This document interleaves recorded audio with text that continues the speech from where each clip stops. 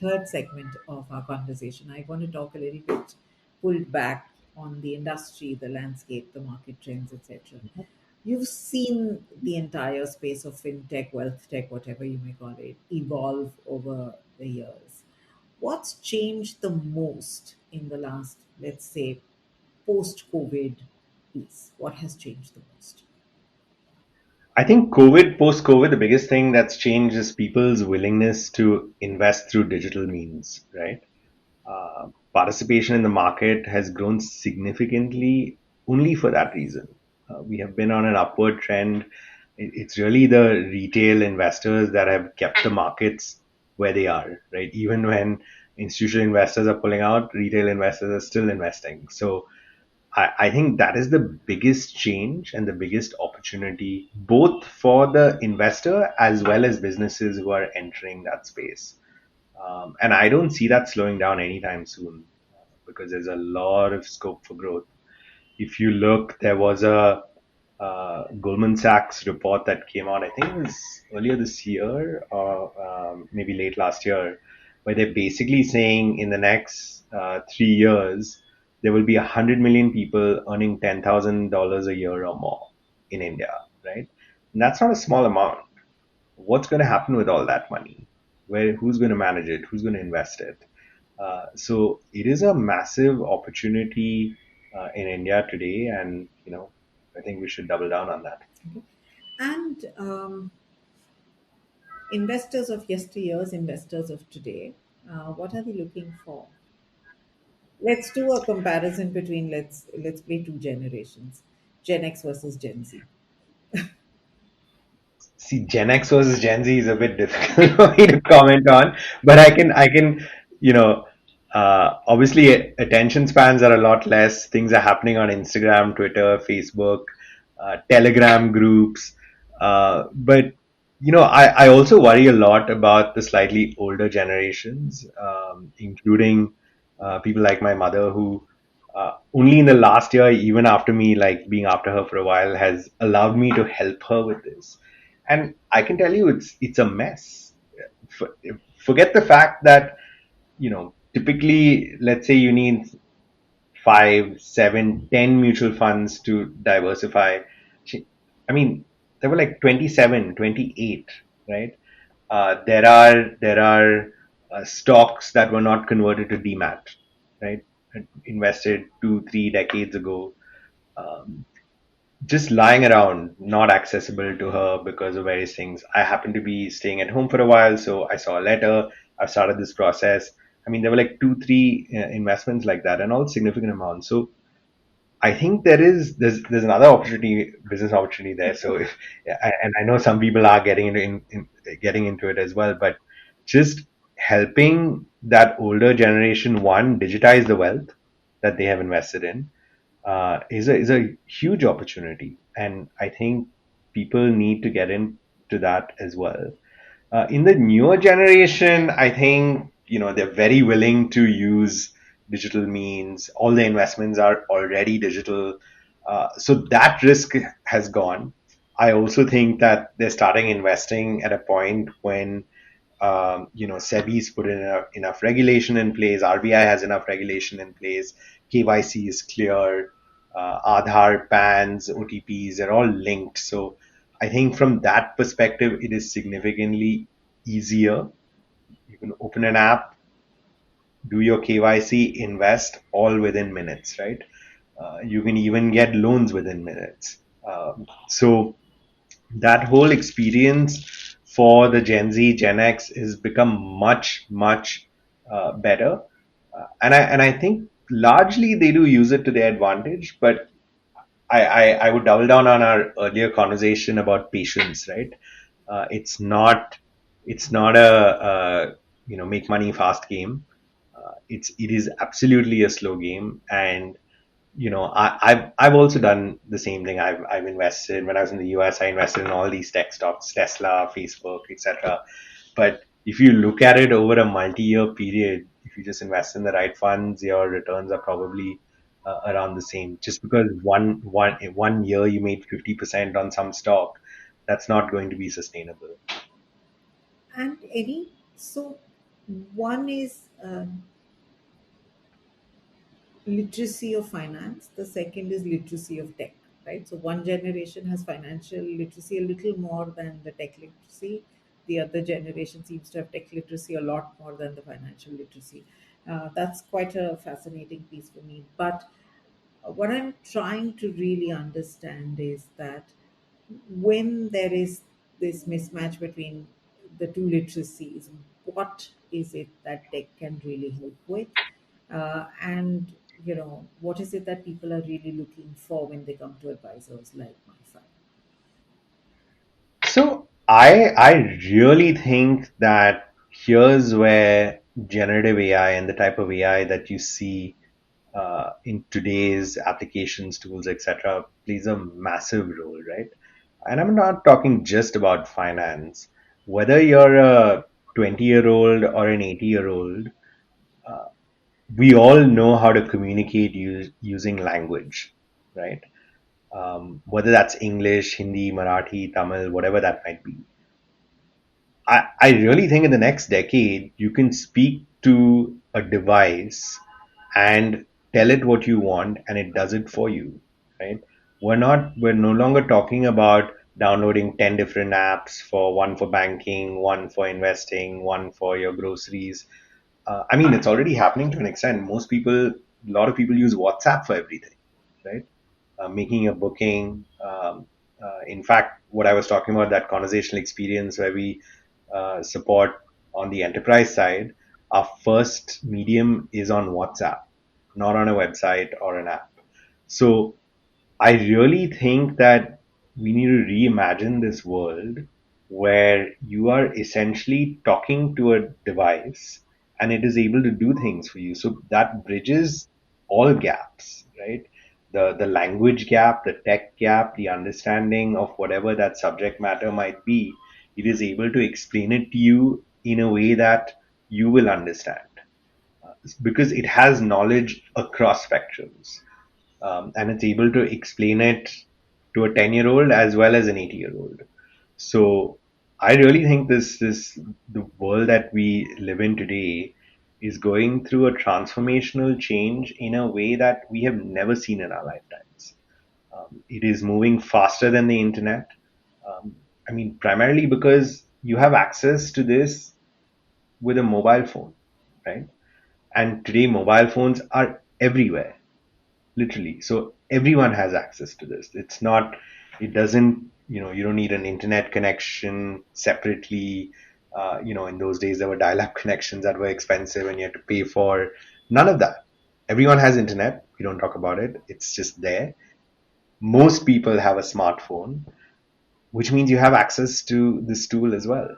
So I think the next 5 to 10 years are going to be quite transformative, and uh, yeah, hopefully we also play a part in that. Two trends you're super excited about. One is certainly move more towards conversational experiences with voice as Mhm. well. India is also doing a lot of work on the multilingual side, and we also have released some models around that.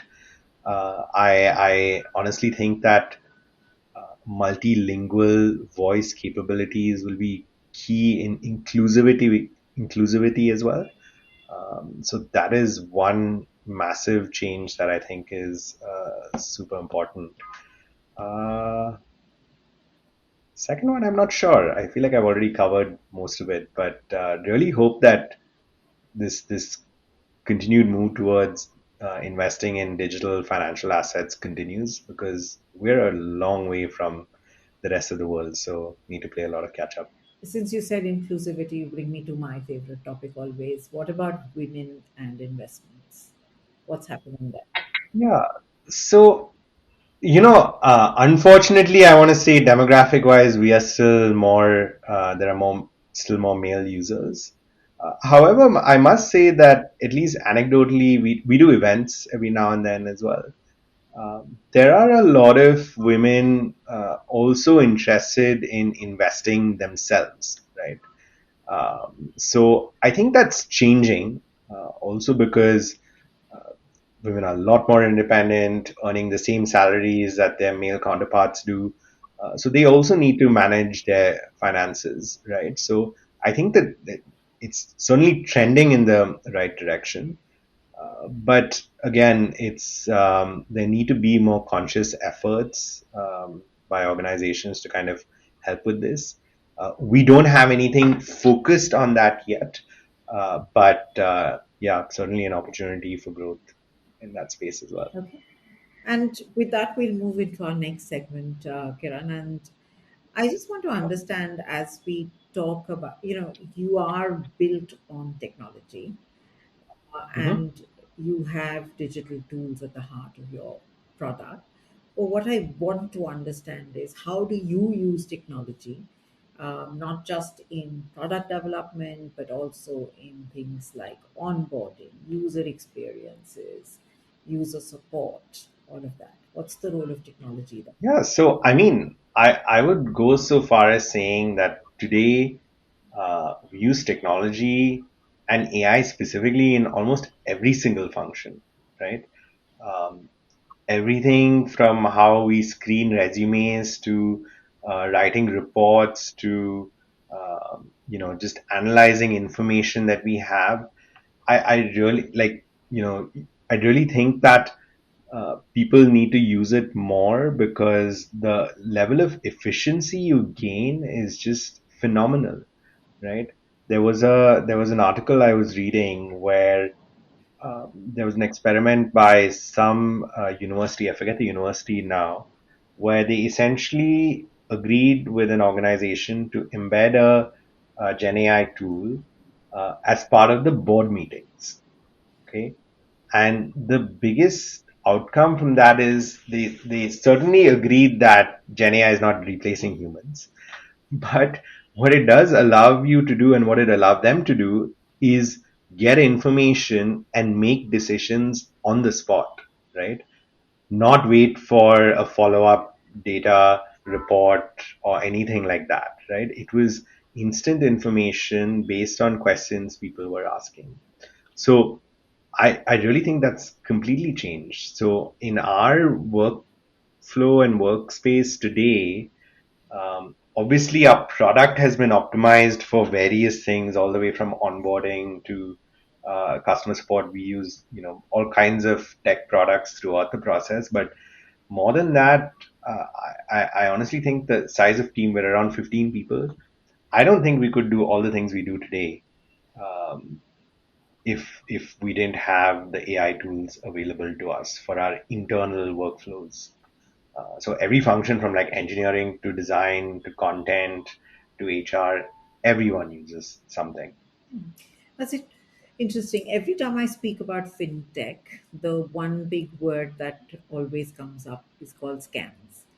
Um, I just want to get a sense of I just want to get your sense on this entire piece of scams, how to make data more secure, what about privacy of consumer data, things like that. What's your take on that? So I feel like that's a two-part answer. On the scams piece, I really feel like the only way to truly solve for it is better digital literacy. I feel like when we were in school, it's not like we learned about digital literacy at all, right? But I already see that changing. My daughter, she's 8 years old. They already have things about digital literacy, scams, etc., digital scams, etc. So that honestly is the right approach. I think it needs to be done at scale, and there also need to be more awareness programs, which I know the government is trying to do, but it's still not quite there yet. It is the fear has been instilled for sure, right? So older generations like my mother, my mother-in-law, they just they hear anything that they feel is suspicious, they just stop. They hang up, they don't talk, they call me or my wife, they said, I got this call. Sometimes it's genuine and then, we get back to them. So that helps. But we certainly need to get to a stage of better prevention, which again, I feel the government is certainly taking steps in the right direction. Even with UPI, they're adding some restrictions now on, how you can do a pull request for money and not allow for that, right? So heading in the right direction, but only way to solve that problem, honestly, I feel, is better digital education. So there's no quick fixes to that. But of course, scanning for spam, etc., in real time. I know Airtel's done something. Truecaller's great. So that certainly helps also. But at the root of it, you need to improve literacy. The second point on privacy and security, you know, honestly, for us, that's been at the heart of how we built MiFi as well. So even before we got our ISO certification, uh, we were compliant with it right from the start, right? So any PII that comes in, like your PAN, date of birth, etc., is encrypted and stored. So even if you looked at the database, you wouldn't be able to read it. So I think taking steps like that is extremely important. And in today's day and age, it is not hard to do. So it's not like you need to be a large enterprise with a large team to ensure you have data security and privacy. And I really encourage any startup that's starting today or already on that journey to take this very seriously because especially in the finance space where you are capturing very personal information, data security is paramount. Before I step into our last segment, I just want to understand when you talk about data security being paramount, how can startups really work towards ensuring that that is critical or is the central point of their organization and not something which is an afterthought? Because very often it becomes an afterthought after the Yeah, I problem mean, has happened. yeah, so I think that's a cultural thing, right?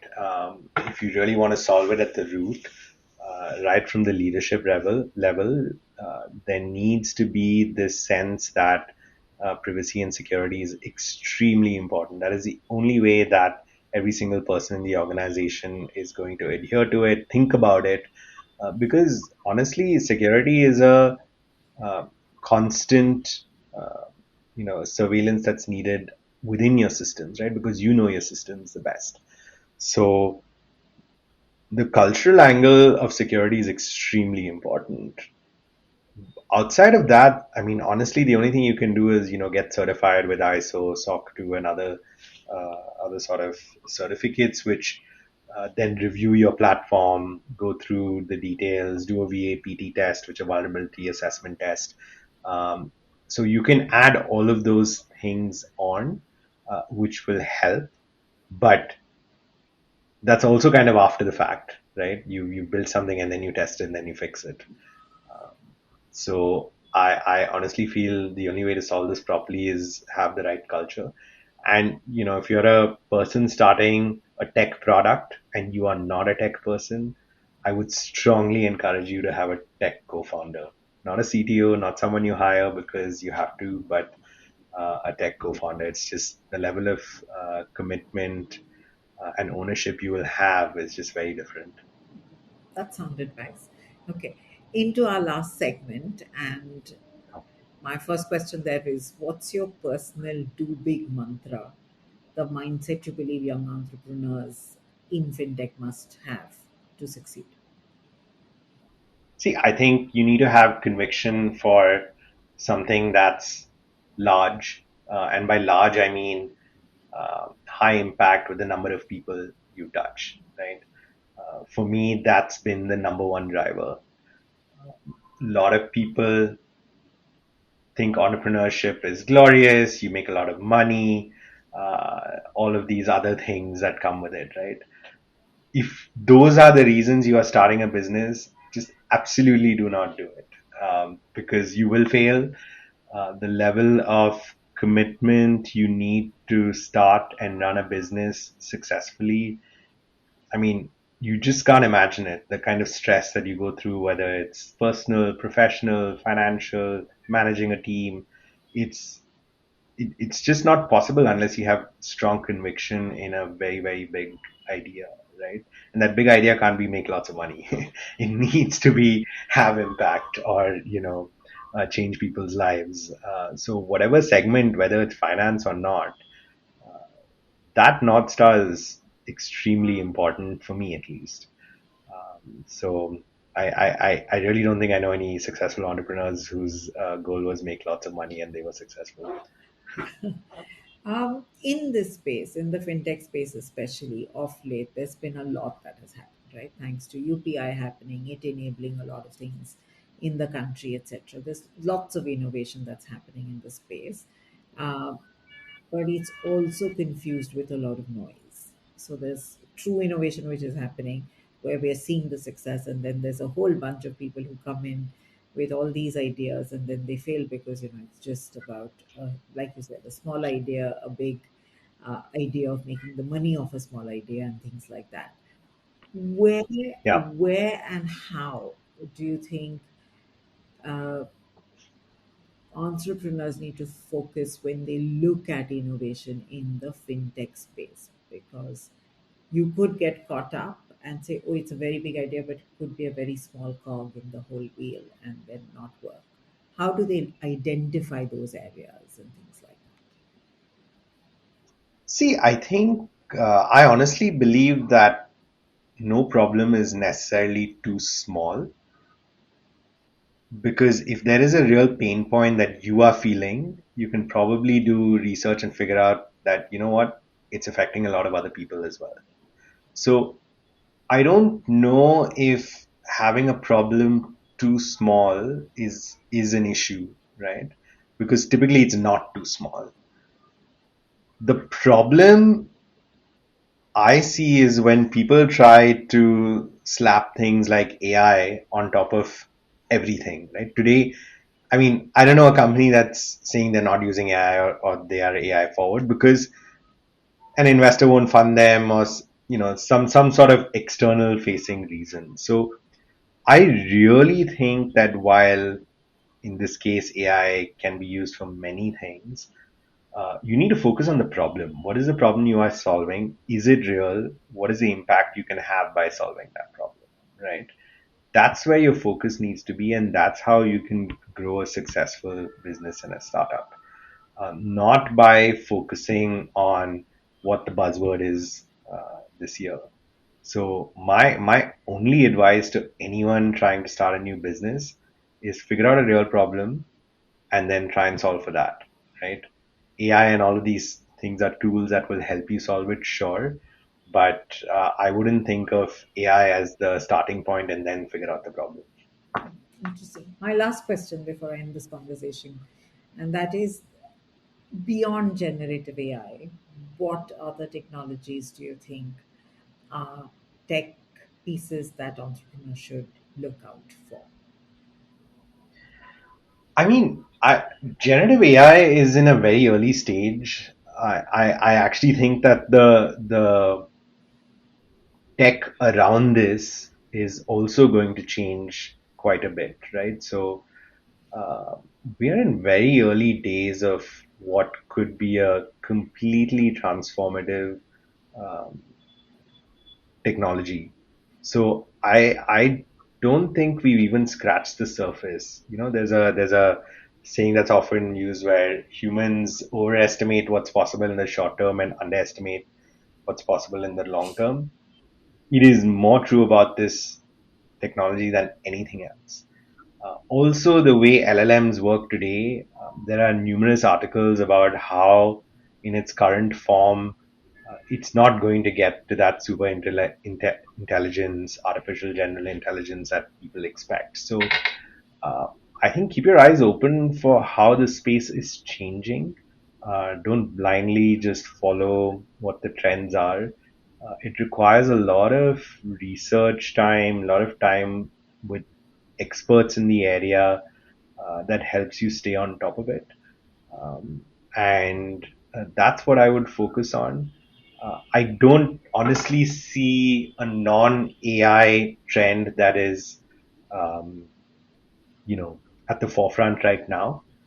Everything kind of points to that in different ways. Even the infrastructure improvements, changes, transformations when it comes to chips, etc., all kind of focus on how do we enable this technology better.